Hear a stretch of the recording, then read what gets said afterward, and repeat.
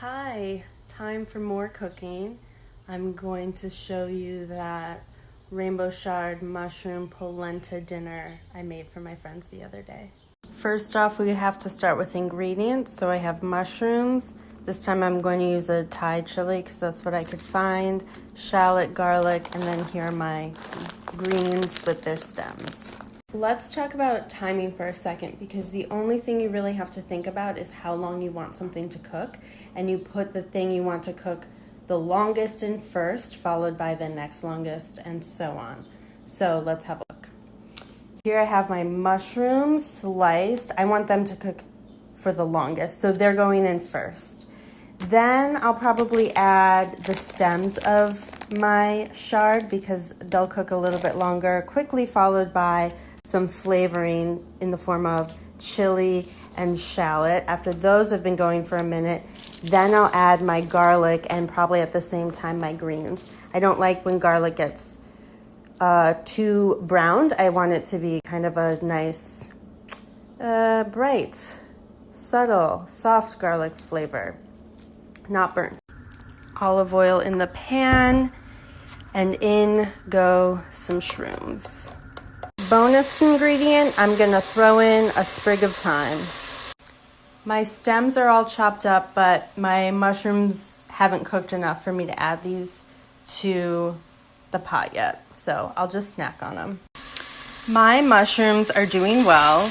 I'm gonna let them go a little longer in the pan by themselves because this is really my only chance to get some color and good texture on the mushrooms, and I kind of need to give them the space and time to do that. Once I add other ingredients, they won't get brown anymore.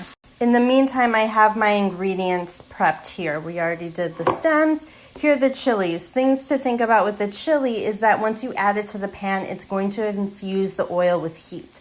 So if I added it now, all those mushrooms would also get infused with the heat because they're like little sponges. I'm gonna wait so that I can control what in the dish is really spicy. And then I have shallot sliced up here, which I will add later. I'm feeling really good about the level of browning on these mushrooms, so I'm going to add the stems.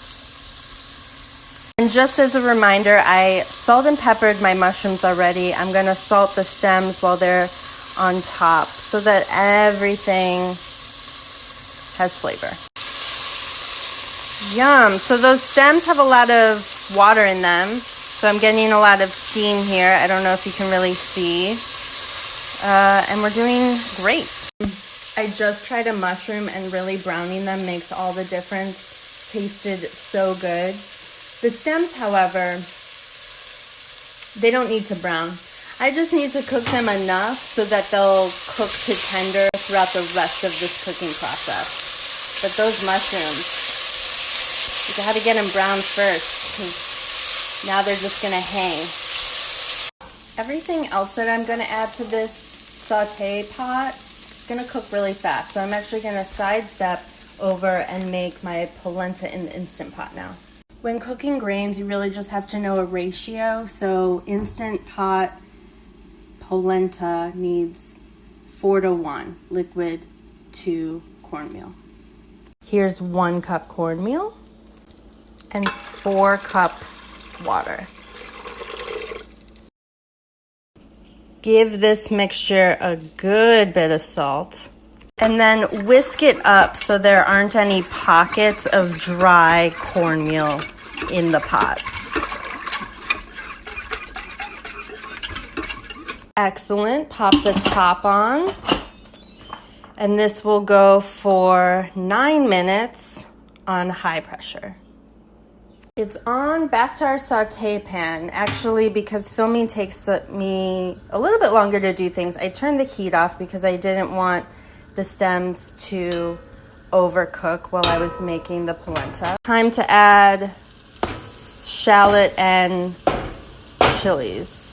Come on, chilies. Okay, heat's back on so these guys can cook down, release their delicious flavor. Oh, I'm gonna do some garlic too. I forgot to chop that. The point I made about turning off the heat is that you're in control. So if you need a little extra time, slow things down, turn the heat down, turn it off. Just be mindful of how fast things are going, how long things take, and what you need as cook. Just plopped my garlic in, and now it's time to chop those greens.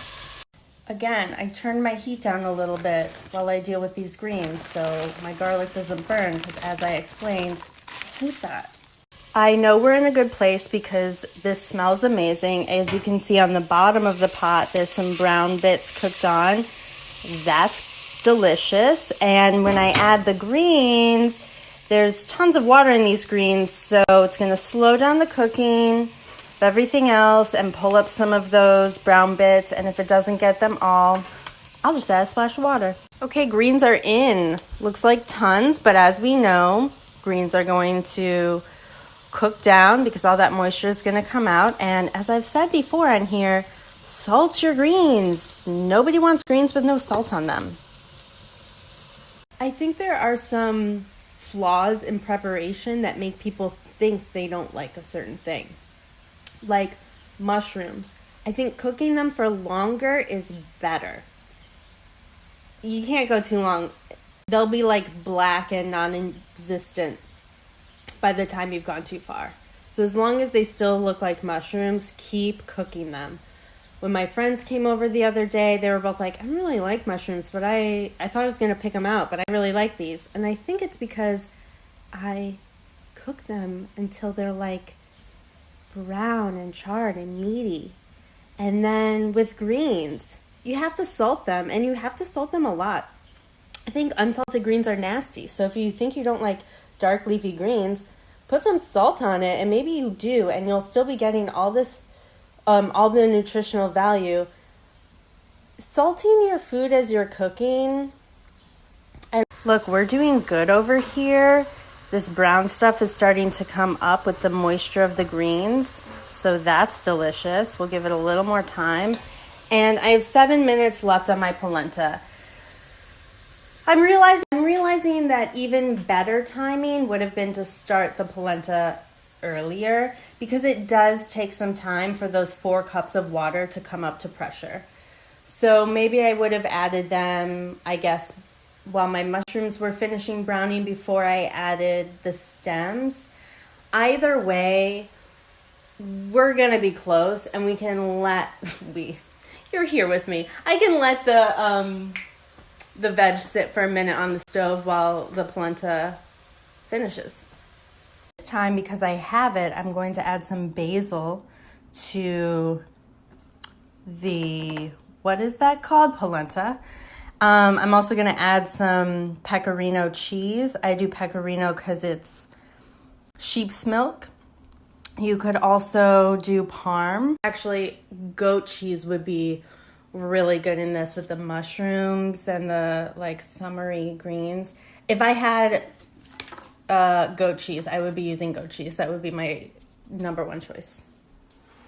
Okay, polenta's done. Sorry I missed the beeping. Time to relieve the valve. Here are my veggies awaiting steam. Yo, polenta's done. When you make it in the Instant Pot, it'll still be really watery once you release the steam, and you have to whisk. You can't see it, but it's coming together. Promise.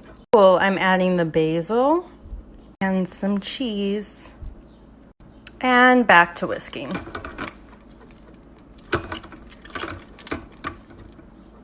Okay, I'm ready to plate up. I also added some black pepper to the polenta, which I can't show you because at this point that's impossible. I'm just taking some like, ooh, it's so oozy and delicious. Good spoonfuls there, putting it into a bowl. Then over here, I'm going to top it with some of these vegetables. Oh my gosh. There it is. So good. So good. It's so good. It tastes like summertime, but it's warm and it's filling. I think it's amazing. I'm gonna eat it all week. Try it yourself. Let me know how it goes. Thanks for watching.